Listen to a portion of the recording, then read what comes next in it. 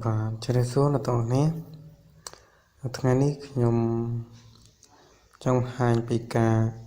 download game free នៅក្នុង Play Store ហើយយើងចូលទៅ download ទាំងនេះតមកនឹងចូលក្នុង Play Store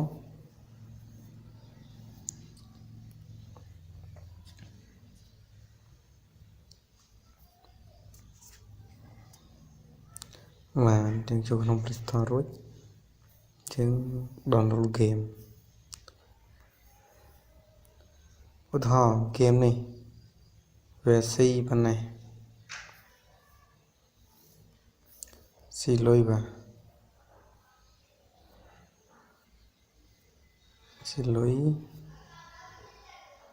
ហើយជាមួយចឹងទៅយើងទៅសេឈ្មោះនៅក្នុងអ្នកទាំងអស់គ្នា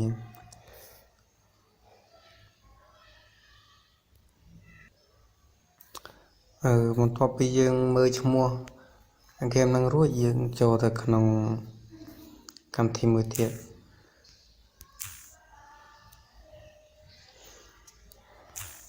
កម្មវិធីនោះមានឈ្មោះថានេះកម្មវិធីនេះបាទ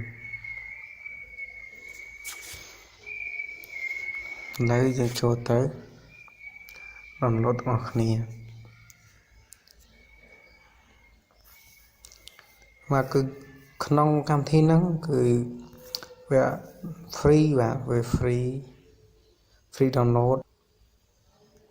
បានខ្ញុំសេហើយខ្ញុំមិនបាច់សេទេព្រោះអីខ្ញុំ copy ឈ្មោះ game មិញមកដាក់ហើយនេះ game មិញហើយយើង search ទៅបាទនេះនៅលើគេ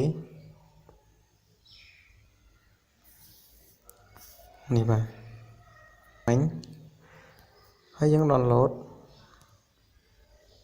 មកមើលពង download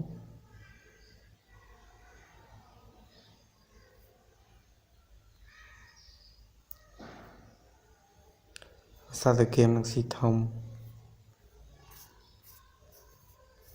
បន្ទាប់ពី download ហើយយើងដំឡើងមកគឺលេងបាន1ម៉ោងមកគឺ game Ninja ដាក់បាន6មេហើយគឺ game ហ្នឹងអត់ដឹងស៊ីបានប៉ុន្មានមេទេខ្ញុំជុំមុំមកបាទអរគុណនៃការទស្សនាអ្នកទាំងអស់គ្នាកុំភ្លេច Subscribe Channel របស់ខ្ញុំហើយខ្ញុំមានការ